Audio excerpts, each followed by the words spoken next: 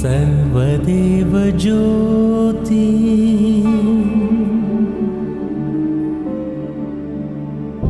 अनुग्रह ज्योति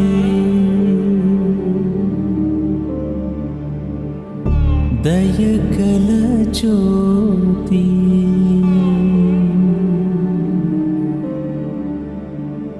प्रेमकल ज्योति सर्वदेव ज्योति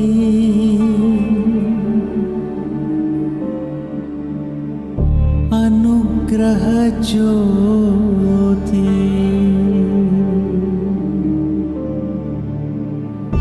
दयगल ज्योति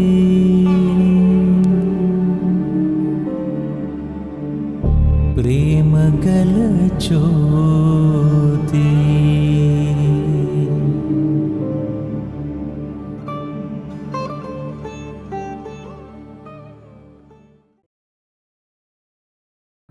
জানুয়ারি 2025 এই দিন আমাদের প্রিয় শ্রী ভগবানের দিব্য মঙ্গল দর্শন এবং মুক্তিমোক্ষ ক্লাসের বাংলা অনুবাদ শুনছি আমরা এখন।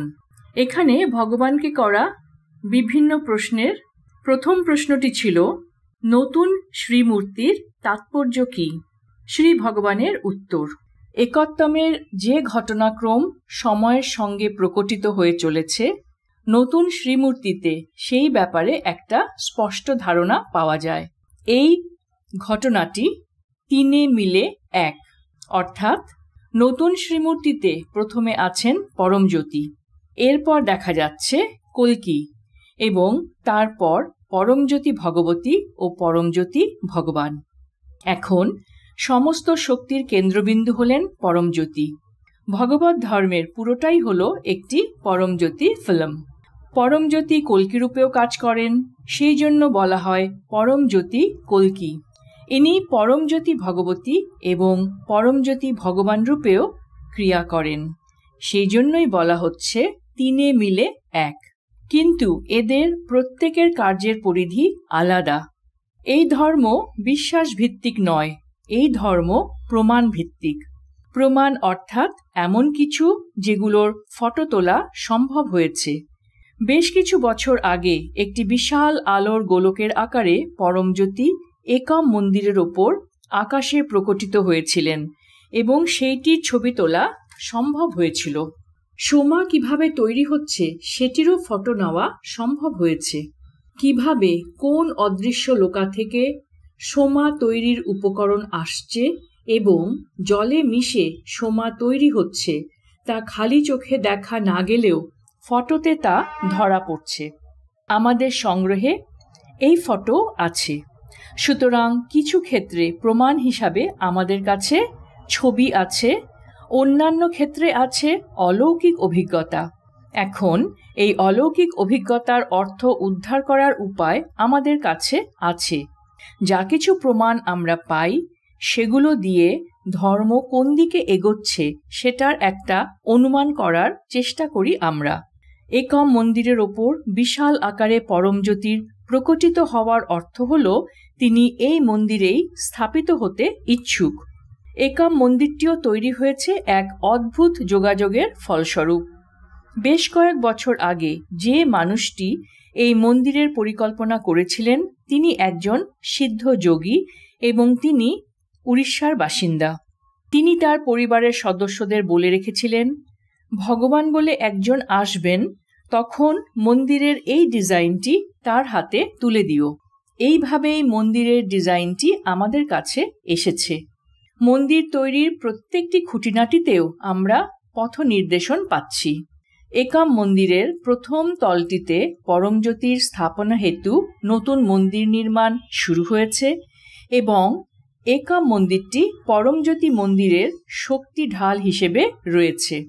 সম্ভবত এখন থেকে 3 বছরের মধ্যেই পরমজ্যোতি মন্দির নির্মাণ সম্পূর্ণ হয়ে পরমজ্যোতি স্থাপন কার্য সম্ভবপর হবে। এরপর পরমজ্যোতি দর্শনের জন্য যত বেশি জনসমাগম হবে, পরমজ্যোতির শক্তিও অত্যধিক বৃদ্ধি পাবে। যেমনটি এই পৃথিবীতে মানুষ আগে কখনো অনুভব করেনি।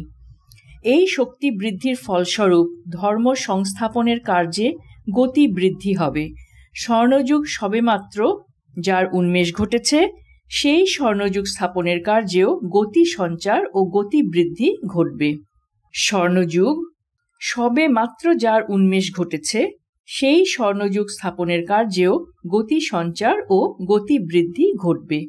এর ফলস্বরূপ আমাদের ভারত দেশ সমগ্র বিশ্বে গুরুরূপে প্রসিদ্ধি লাভ করবে। ভারত বিশ্বগুরুর আসন লাভ করবে। মহাবিষ্ণু বর্তমান যুগের এক মহান সন্ন্যাসীর কাছে এই বিশ্বগুরু শব্দটি উন্মোচন করেছিলেন। একম মন্দিরে পরমজ্যোতির স্থাপন কার্য সম্পন্ন হওয়ার পর এই প্রক্রিয়া শুরু হবে, যেই কাজের জন্য অনেক দেবতারা একনিষ্ঠ হয়ে লক্ষ্য স্থির রেখেছেন। ভারতবর্ষে অনেক পরিবর্তন পরিলক্ষিত হবে।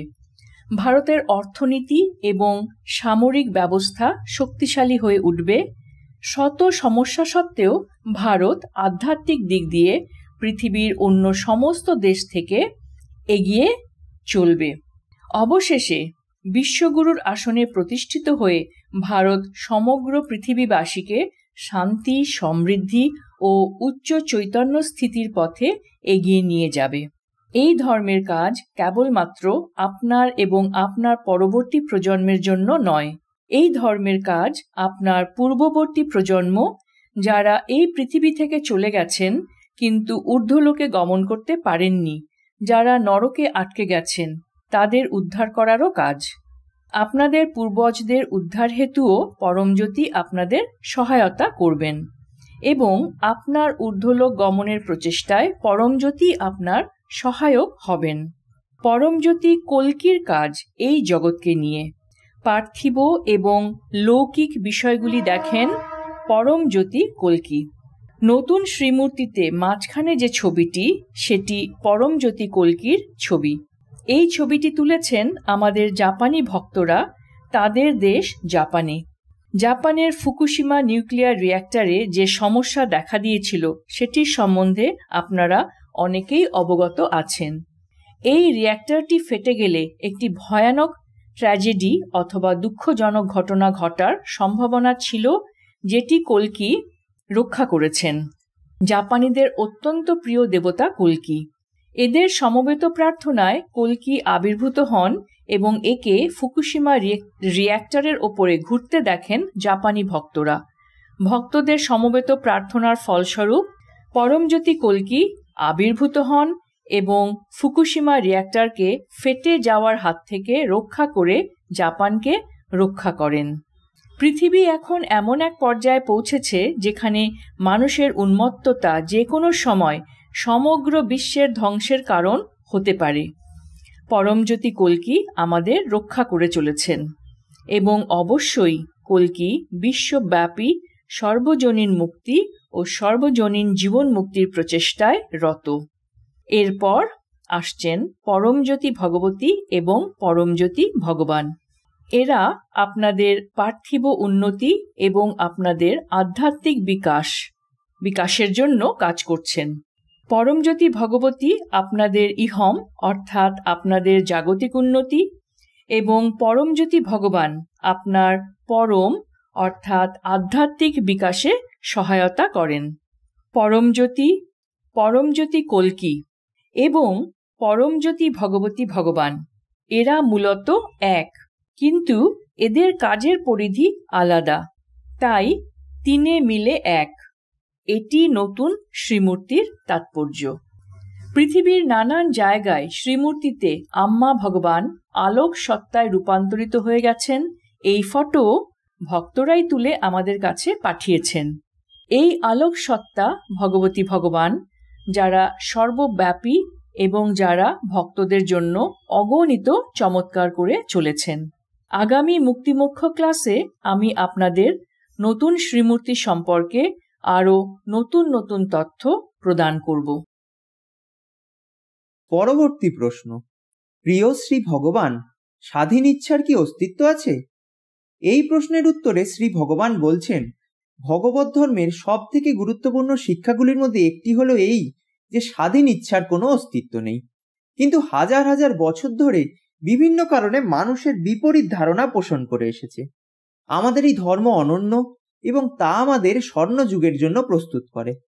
আপনারা প্রতিটি মানুষই প্রকৃতপক্ষে রক্ত মাংসের শরীরে জীবন ধারণ করা যন্ত্রমানব বা রোবট। যদিও আপনারা মনে করেন যে আপনারা নিজেরাই নিজেদের জীবনকে নিয়ন্ত্রণ করছেন, কিন্তু বাস্তবে জীবন আপনাদের নিয়ন্ত্রণে নেই, বরং 7টি কোষ আপনাদের নিয়ন্ত্রণ করছে। আপনাদের পৃথক কোনো অস্তিত্বই যেখানে নেই, সেক্ষেত্রে কিভাবে আপনারা নিজেদের নিয়ন্ত্রণ করবেন? মানুষের আমিত্বভাব, যা প্রকৃতপক্ষে মায়া, তা 7টি কোষের দ্বারাই নিয়ন্ত্রিত হয়। উদাহরণস্বরূপ আপনারা লক্ষ্য করতে পারেন যে প্রবল ক্ষুধার মুহূর্তে আপনাদের অন্তরে কোন চিন্তার উদয় হচ্ছে, আপনারা কোন কথা বলছেন বা কিভাবে আচরণ করছেন। আবার কিছুটা ক্ষুধা নিবৃত্তির পর ওই একই বিষয়গুলি পর্যবেক্ষণ করে পূর্বের অবস্থার সঙ্গে তুলনা করলেন এবং প্রয়োজনের অতিরিক্ত খাদ্য গ্রহণ করে পুনরায় এগুলি পর্যবেক্ষণ করলেন।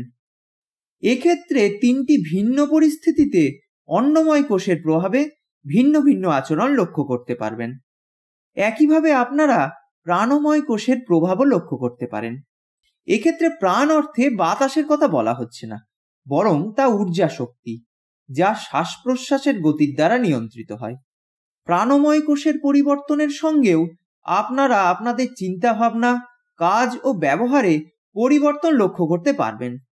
এভাবে কর্মময় কোষের ক্ষেত্রে দিনের বিভিন্ন সময়ে আলাদা আলাদা বিভিন্ন ব্যক্তিত্ব প্রকাশিত হয়। উদাহরণস্বরূপ, কোনো একজন ব্যক্তি যখন তার নাতি নাতনিদের সঙ্গে সময় কাটান, সেই সময় তিনি একরকম থাকেন, আবার সন্তানদের সঙ্গে কথোপকথনের সময় তার আচরণ পাল্টে যায়। পিতামাতার সঙ্গে কথা বলার সময় সন্তানদের আচরণে পরিবর্তন আসে, আবার অফিসে অধস্তন কর্মচারীর সঙ্গে কথা বলার সময় সেই ব্যক্তিরই অন্য একরকম ব্যবহার প্রকাশ পায়। মনোময় কোষের ক্ষেত্রে আপনাদের ব্যবহার নির্ভর করে আপনাদের মধ্য দিয়ে প্রবাহিত কন্ডিশনিং, অর্থাৎ আপনার উপর পরিবেশ পরিস্থিতির প্রভাবের উপর। দিনের ভিন্ন ভিন্ন সময়ে পরিবেশের ভিন্ন ভিন্ন প্রভাবে অন্তরে বিভিন্ন ব্যক্তিত্বরা জেগে ওঠে আপনাদের ব্যবহারকে পরিবর্তন করে, ঠিক যেভাবে দিনের বিভিন্ন সময়ে রক্তচাপ বদলে যায়। উপযুক্ত অভিজ্ঞতার মাধ্যমে আপনারা উপলব্ধি করতে পারবেন কিভাবে বিজ্ঞানময় কোষ, জ্ঞানময় কোষ বা মনোময় কোষ আপনাদের আচার আচরণকে প্রভাবিত করে। আপনারা মনে করেন যে দিনের বিভিন্ন সময়ে আপনারা একই ব্যক্তি আছেন, কিন্তু বাস্তবে তা সত্যি নয়। কিছু মিল থাকলেও প্রকৃতপক্ষে দিনের বিভিন্ন সময়ে ভিন্ন ভিন্ন ব্যক্তিত্বের প্রকাশ ঘটে। আপনারা যখন হাত নাড়াতে থাকেন মনে করেন যে তা আপনাদের ইচ্ছাই হচ্ছে, কিন্তু বাস্তবে তা সত্য নয়। কোনো ব্যক্তি যদি এই বিষয়ে জানতে আগ্রহী হয়, সে নিজে পরীক্ষা করে দেখতে পারবে এবং অনুভব করতে পারবে প্রকৃত অর্থেই স্বাধীন ইচ্ছা বলে কিছু হয় না।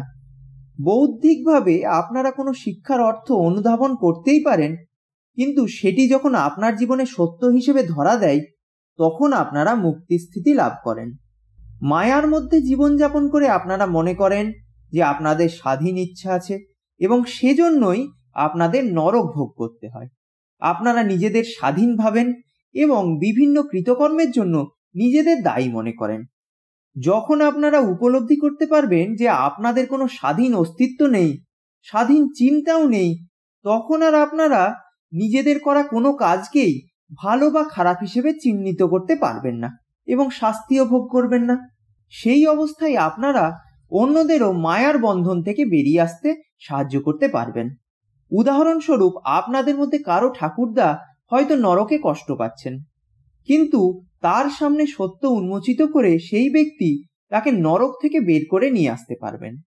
এক কথায় আমরা বলতে পারি, আমাদের ধর্মের একটি অন্যতম ভিত্তি হলো এই যে মানুষের কোনো স্বাধীন ইচ্ছার অস্তিত্ব নেই। কিন্তু এই সত্য অনুভব না করতে পেরে আপনারা ভালো বা খারাপ কর্মের উপযুক্ত ফল ভোগ করেন এবং নরক বাস করতে বাধ্য হন। এ বিষয়ে বিশেষভাবে চিন্তা করলে আপনাদের মনে অনেক ধরনের প্রশ্ন আসবে, যেগুলির উত্তর লাভ করলে প্রকৃত সত্য আপনাদের সামনে ধরা দেবে। মুক্তিমোক্ষ ক্লাসের যাত্রাপথে আপনারা উচ্চতর জগতে প্রবেশ করতে পারবেন। ইতিমধ্যেই ক্লাসে অংশগ্রহণ করে কিছু ভক্ত উচ্চতর লোকে প্রবেশ করে ঈশ্বরত্ব লাভ করেছেন এবং অন্যদের সাহায্য করছেন।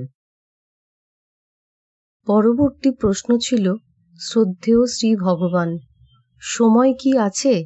ভগবান বলছেন, নিউটন একজন বিজ্ঞানী হিসেবে বিশ্বাস করতেন যে সময় একটি সর্বজনীন এবং অপরিবর্তনীয় ধারণা, যা নিরপেক্ষ সময় নামে পরিচিত। অন্যদিকে আইনস্টাইন একজন বিজ্ঞানী হিসেবে প্রমাণ করেছিলেন যে সময় আপেক্ষিক, এটি গতিবেগ এবং মহাকর্ষ দ্বারা প্রভাবিত হয়। অতএব সময় বিদ্যমান, তবে এটি আপেক্ষিক এবং নিরপেক্ষ নয়। তবে আমরা যখন মিস্টিক বা আধ্যাত্মিক দৃষ্টিকোণ থেকে বিষয়টি দেখি, তখন আমাদের দৃষ্টিভঙ্গি বিজ্ঞানীদের চেয়ে ভিন্ন। আমরা মিস্টিক হিসেবে একটি আধ্যাত্মিক পদ্ধতির অনুসরণ করি। আমাদের কাছে সময় বলে কিছু নেই। সময় শুধুমাত্র মায়া, একটি বিভ্রম। এবং সময় নিয়ে একটি সবথেকে বড় সমস্যা আছে। নিউটন মনে করতেন সময় পরম ও নির্ধারিত, কিন্তু আমরা নিউটনের সঙ্গে একমত নই। আমরা সময়ের আপেক্ষিক প্রকৃতি নিয়েও চিন্তিত নই। আমাদের কাছে সময় বলে কিছু নেই, এটি অস্তিত্বহীন। এবং আমাদের কাছে প্রমাণ কি?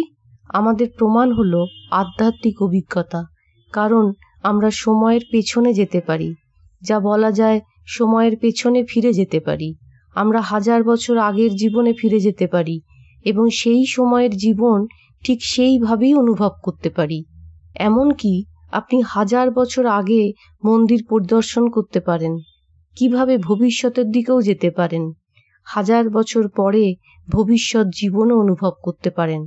শুধু তাই নয়, আপনি একই সময় অতীতে বসবাস করতে পারেন, তথাকথিত বর্তমানে বসবাস করতে পারেন এবং তথাকথিত ভবিষ্যতেও বসবাস করতে পারেন। আমরা এই তিনটি সময়ে একসঙ্গে বাস করি। অতীত যখন রয়েছে, একই সঙ্গে ভবিষ্যৎও রয়েছে, বর্তমানও রয়েছে। আপনি আধ্যাত্মিকভাবে মহাবিশ্বের সূচনা দেখতে পাবেন, পরিষ্কার দেখতে পাবেন। আপনি মহাবিশ্বের শেষটাও দেখতে পাবেন। এটি সেই মুহূর্তে একেবারে বাস্তব। তাহলে সময়ের প্রশ্ন কোথায়? সময় তাহলে কি? সময় হলো মায়া, সময় হলো এক ভ্রান্তি।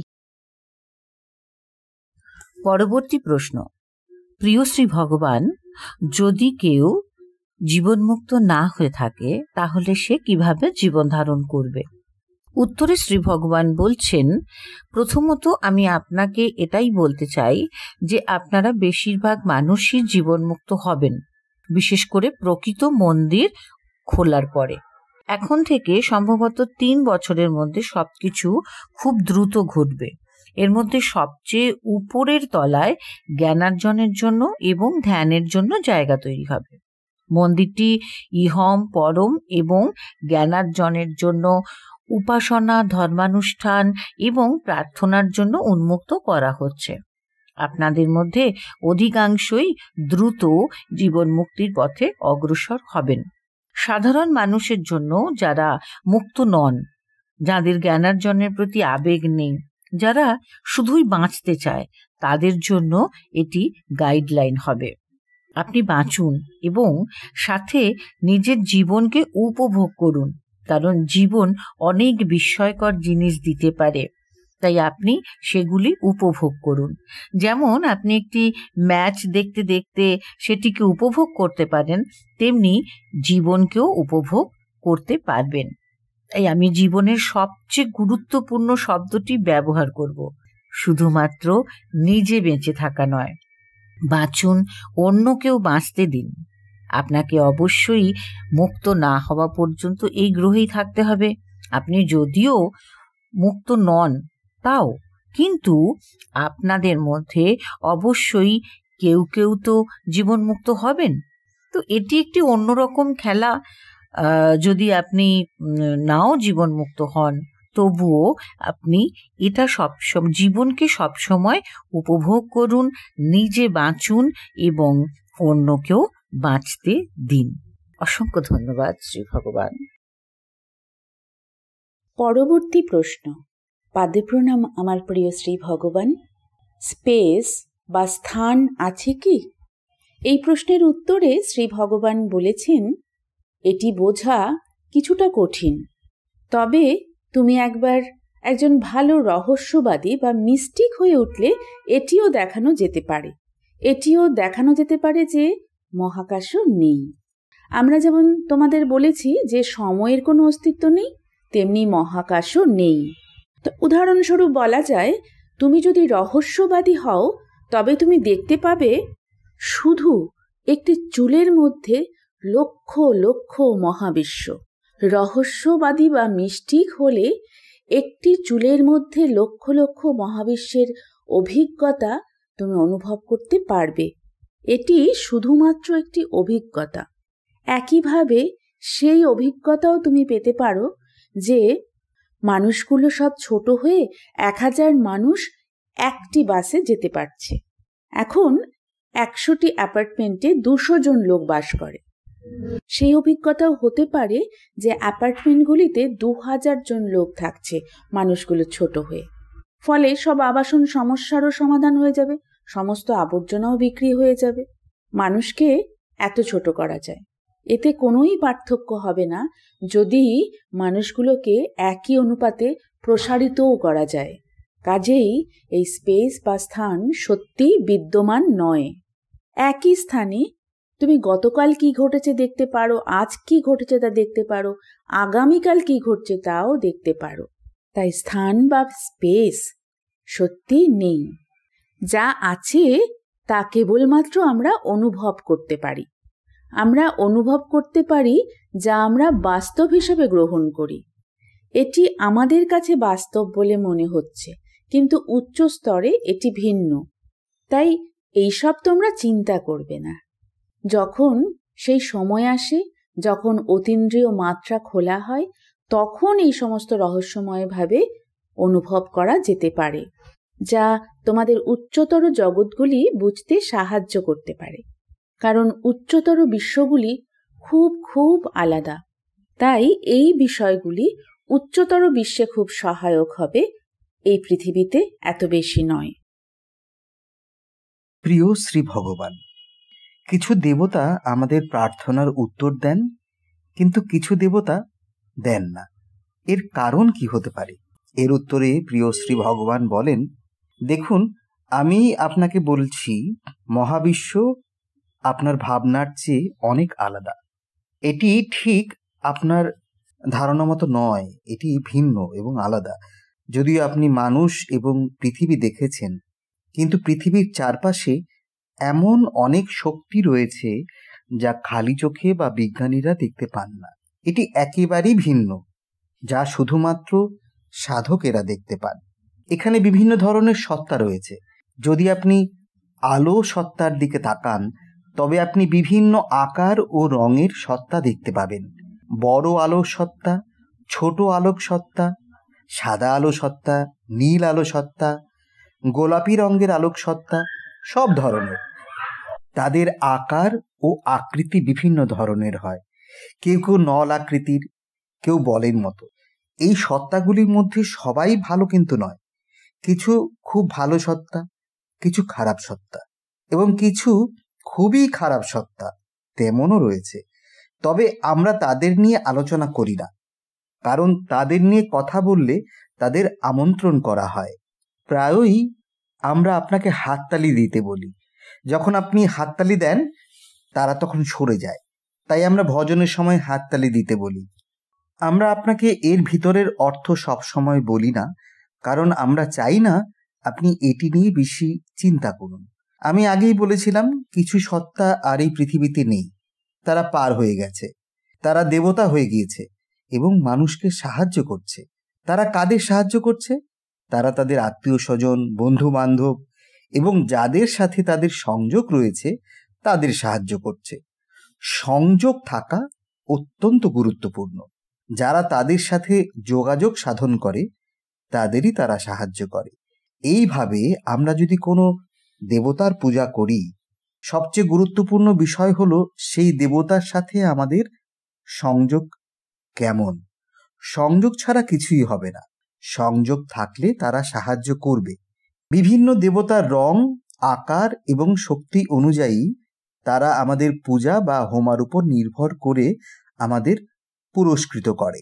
যদি কোনো দেবতা কোনো কারণে সাহায্য করতে না পারেন, তখন অন্য কোনো দেবতা সেই স্থান পূরণ করে সাহায্য করবেন। এইভাবেই কাজ করে। তাই বহু দেবতা রয়েছেন, কোনো কেন্দ্রীয় দেবতা নেই। আপনি হয়তো একক কোনো কেন্দ্রীয় দেবতার ধারণা করেন, সেটি কিন্তু বাস্তব নয়। হিন্দু ধর্মে এত দেবতার কারণ এটাই, আপনার কুলদেবতার সাথে আপনার বিশেষ সংযোগ রয়েছে। বড় দেবতাদের শক্তি বেশি, তাই মানুষ তাদের পূজা করে, তবে তারা কেন্দ্রীয় দেবতা নন। যে দেবতাদের শক্তি থাকে, সেই শক্তি পূজা, হোমা এবং অন্যান্য আচার অনুষ্ঠানের মাধ্যমে আরও বাড়ে। এটি একটি লেনদেনের মতো। আপনি পূজা করেন, তারা সাহায্য করে। এটি এক ধরনের ব্যবসা, তাই বিভিন্ন দেবতার জন্য বিভিন্ন হোমা প্রয়োজন। এইভাবেই সব দেবতা আলাদা এবং তাদের শক্তির উৎস আলাদা। পাদপ্রণাম প্রিয় শ্রী ভগবান। বৈজ্ঞানিকরা প্রমাণে বিশ্বাস করে, আধ্যাত্মবাদীরাও, কিন্তু তাদের ক্ষেত্রে এই প্রমাণের পরিধি একটু অন্যরকম। একটি উদাহরণের মাধ্যমে এটি বোঝা যাক। যেমন এক আধ্যাত্মবাদী জানার যদি ৫,০০০ বছর পূর্বে কোনো একটি নির্দিষ্ট জায়গায় সে পৌঁছতে পারত, তাহলে সে কি অনুভব করত, অথবা আগামী ৫,০০০ বছর পরে সেই স্থানটির পরিণতি কি হবে। অর্থাৎ এই ব্যক্তির অভিজ্ঞতা সময়হীন, স্থান কাল পাত্রের ঊর্ধ্বে। এমন সময়হীন অপরিসর অভিজ্ঞতা আমাদের অনেক দাসাজিরা মরণোত্তরে অনুভব করেছেন। কিন্তু বিজ্ঞান সময় এবং পরিবেশ ভিত্তিক। সময়ের অভাবে এই আলোচনা সবিস্তারে পরবর্তীকালে করা হবে। ধন্যবাদ শ্রী আম্মা ভগবান। পরবর্তী প্রশ্ন। প্রিয় শ্রী ভগবান, সত্তা, উদ্বুদ্ধ সত্তা, অনুদ্বুদ্ধ সত্তা এবং মুক্তিস্থিতি প্রাপ্ত সত্তা, এর মধ্যে পার্থক্য কোথায়? উত্তরে শ্রী ভগবান বলেন, ভগবত ধর্মের সাথে জড়িত বহু ভক্তেরা এমন স্থিতি লাভ করেছে বা করছে যেখানে তারা তাদের কর্মের মধ্যে, চিন্তনের মধ্যে এবং দৈনিক কথোপকথনের মধ্যে যে শব্দগুলো ব্যবহার করে তার মধ্যে তাদের নিজস্ব সত্তা জাগ্রত। বিশ্বজুড়ে আমাদের 18,000 ভক্ত রয়েছে যারা সমস্ত প্রোগ্রামে অংশগ্রহণ করে এবং তারা জানে সমস্ত কর্মের মধ্যে নিজ সত্তা জাগ্রত থাকা অত্যন্ত আবশ্যক। উদ্বুদ্ধ ব্যক্তিদের সংখ্যা প্রথম সারির থেকে কম। তারা তাদের কর্মের মধ্যে অত সক্রিয় নয়। কোনো কাজ সম্পূর্ণ করার পরে এই উদ্বুদ্ধ সত্তারা সেটা তৎক্ষণাৎ নিরীক্ষণ করতে পারে। কিছু সময় পার হয়ে গেলে তারা এই সত্তাকে নিরীক্ষণ করতে পারে না। এমন ভক্তের সংখ্যা প্রায় 16,000।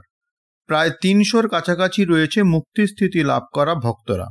তারা কোনো সত্তার মধ্যে আবদ্ধ নয়, তাদের দিব্য দৃষ্টি সবচেয়ে বেশি শক্তিশালী।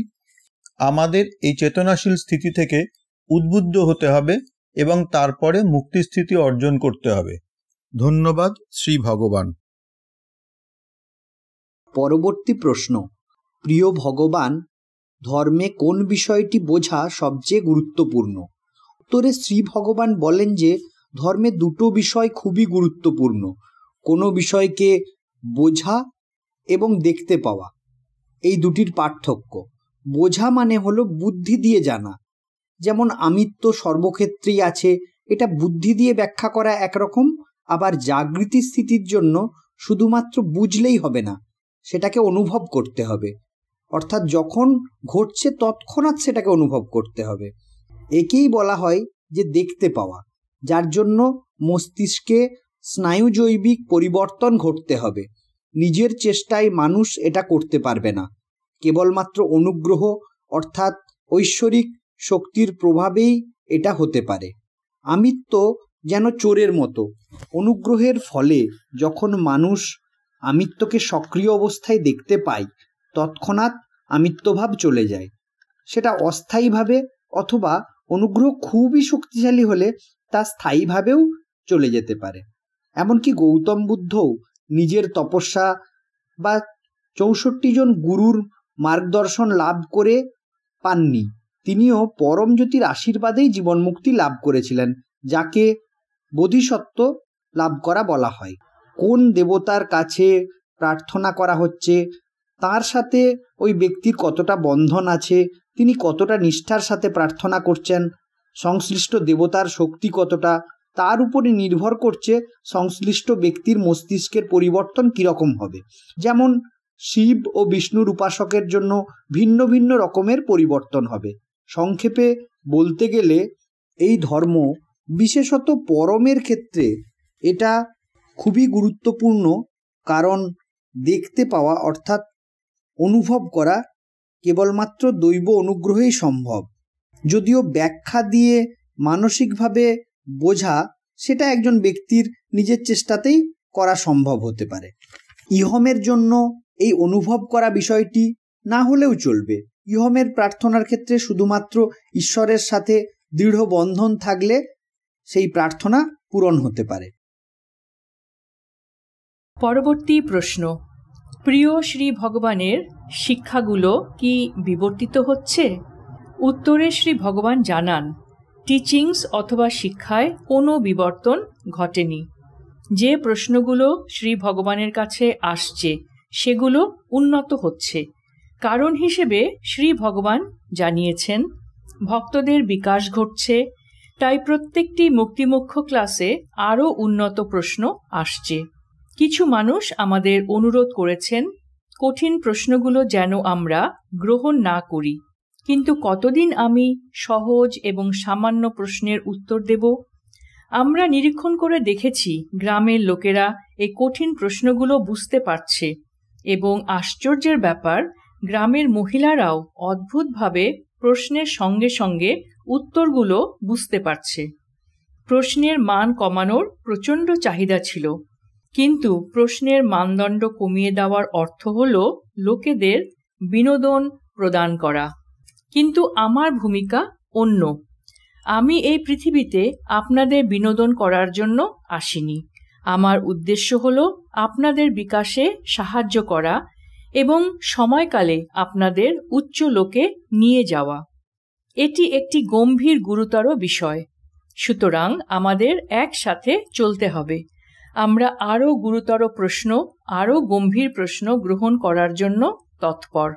আমাদের লোকেদের মধ্যে যে বিকাশ ঘটছে তা অত্যন্ত সন্তোষজনক। এমনকি আমরা যখন কোনো বিজ্ঞান সম্পর্কিত শব্দ ব্যবহার করি, গ্রামের লোকেরা এই ব্যাপারে যে সাহায্য করতে পারবে সেই রকম কাউকে জিজ্ঞেস করে এই শব্দের অর্থ বুঝে নেয়। সবচাইতে খুশির ব্যাপার হলো যখন দেখি গ্রামের কোনো মহিলা সবজি বিক্রেতা কোনো প্রফেসরকে আমাদের শিক্ষা সম্পর্কিত জ্ঞান সঠিকভাবে বোঝাচ্ছে। এই রকম বাস্তবে ঘটছে। এত কঠিন বিষয় এরা শুনছে এবং কোনো আশ্চর্য উপায়ে এরা বুঝতেও পারছে। শিক্ষায় কোনো বিবর্তন ঘটছে না, শিক্ষা যেমন ছিল সেই রকমই আছে। সুতরাং যদিও কিছু মানুষের কঠিন প্রশ্নে আপত্তি আছে, তবুও আমরা গুরুতর প্রশ্নগুলোই গ্রহণ করা মনস্থ করেছি। প্রিয় শ্রী ভগবান, ধর্মে মূলত কোন জিনিসটি আমাদের বিশেষ রূপে বোঝা দরকার? শ্রী ভগবানের উত্তর, ধর্মে মূলত দুটি জিনিস বুঝতে হবে। একটি হলো বুঝতে পারা এবং অপরটি হলো দেখতে পারা। এই দুটি জিনিস আলাদা। আমরা বুদ্ধি দিয়ে বুঝি। উদাহরণস্বরূপ, আপনি দেখতে পাচ্ছেন আপনার প্রতিটি কাজের পেছনেই আপনার আমিত্বভাব রয়েছে। প্রতিটি কাজই আপনি আপনার নিজের জন্যই করছেন। এটি আপনার তাত্ত্বিক উপলব্ধি, এটি আপনি বুদ্ধি দিয়ে বুঝেছেন। কিন্তু যারা মুক্ত, তারা প্রতিটি কাজের সঙ্গে সঙ্গেই এটিকে দেখতে পান। ধরুন কাজটি হলো এবং তৎক্ষণাৎ আপনি এই কাজের পিছনে নিজের আমি ভাবকে দেখতে পেলেন। এটিকেই বলা হয় দেখা। এই দেখার অর্থ হলো মস্তিষ্কে একটি বিশেষ পরিবর্তন, নিউরোবায়োলজিক্যাল শিফট। আপনি কোনোভাবেই নিজের ইচ্ছায় মস্তিষ্কে এই পরিবর্তন ঘটাতে পারবেন না। শ্রী ভগবান মনে করেন মস্তিষ্কে পরিবর্তন তখনই সম্ভব যখন অন্য মাত্রায় শক্তি পাওয়া যায়, যাকে বলা হয় দৈব কৃপা। স্ব ইচ্ছায় আপনি এটা ঘটাতে পারবেন না। কোনো এক দেবতার কাছ থেকে আপনাকে এই শক্তি পেতে হবে। এর জন্য কৃপার প্রয়োজন আছে। ক্ষণস্থায়ী হলেও দৈব কৃপায় মস্তিষ্কের পরিবর্তন সম্ভব, এবং তখনই আপনি আপনার প্রতিটি কাজের সঙ্গে সঙ্গেই নিজের আমিত্বকে সেখানে দেখতে পাবেন। এই দেখতে পাওয়াই হল মুক্তি। শ্রী ভগবান এই আমিত্ব অর্থাৎ আমি ভাবকে একটি চোরের সঙ্গে তুলনা করেছেন। চোরকে দেখে ফেললে, চোর ধরা পড়ে গেলে যেমন আর চুরি করতে পারে না, ঠিক তেমনি আমাদের প্রতিটি কাজের পেছনেই আমি ভাব রয়েছে। সর্বদাই যদি এটা দেখা যায়, এই আমি ভাবটি তখন আর সেখানে থাকতে পারে না। সুতরাং পরমের ক্ষেত্রে স্বচেষ্টায় এই দেখা সম্ভব নয়। এর জন্য দৈব কৃপা দরকার। এমনকি বুদ্ধের 64 জন গুরু ছিলেন, বুদ্ধ নানান তপস্যায় মগ্ন ছিলেন, কিন্তু এসব দ্বারা তিনি বুদ্ধ হননি। সেই সময় মানব সমাজের উদ্ধার হেতু পরমজ্যোতি প্রকটিত হন এবং গৌতম জীবন মুক্তি প্রাপ্ত হয়ে বুদ্ধে রূপান্তরিত হন। এটি পরমজ্যোতির কৃপাতেই সম্ভব হয়েছিল।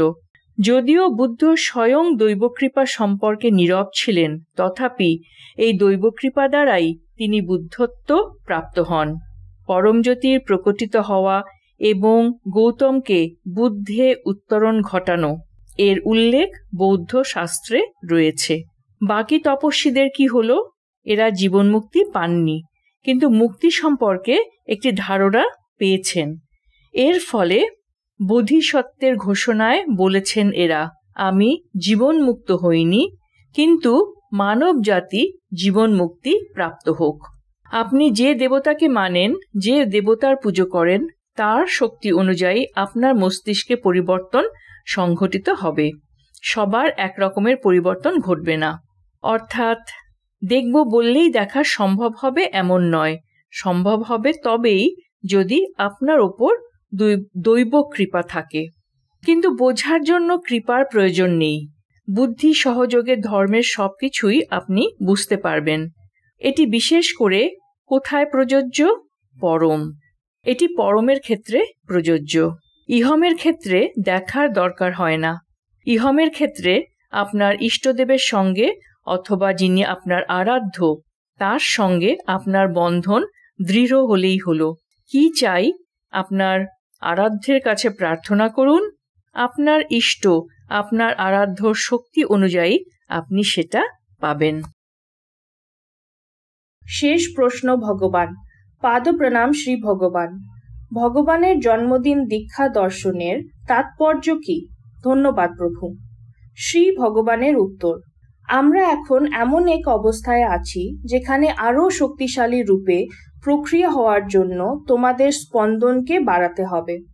সেই জন্য তোমাদের জীবন মুক্তি প্রাপ্তির জন্য আমরা যথাসাধ্য সাহায্য করে চলেছি এবং তোমাদের তৈরি করছি যাতে পরবর্তীতে তোমাদের স্থিতি তোমরা অনেককেই স্থানান্তরিত করতে পারো। সব শেষে তোমরা যাতে ঊর্ধ্বতর লোকায় গমন করো এবং নিজেদের দেবতায় রূপান্তরিত করে এই স্থিতি প্রদানের কাজে আরও অগ্রসর হতে পারো। সেই জন্য এই সমস্ত দীক্ষা প্রক্রিয়া। এটি তোমাদের স্থিতি পরিবর্তনের প্রক্রিয়াকে ত্বরান্বিত করে। তোমাদের কাছ থেকে আমরা এটাই আশা করি যে তোমরা যথাযথ মানসিক প্রস্তুতি নিয়ে আসবে এবং প্রক্রিয়া খুব তাড়াতাড়ি হওয়ার জন্য সহায়ক হবে, কারণ এমনিতেই আমরা দেরিতে চলছি। সুতরাং এই পুরো ব্যাপারটাই অত্যন্ত তাড়াতাড়ি হোক, এটাই আমরা চাই। সকলকে ধন্যবাদ। নমস্কার। শ্রী আম্মা ভগবান শরণম।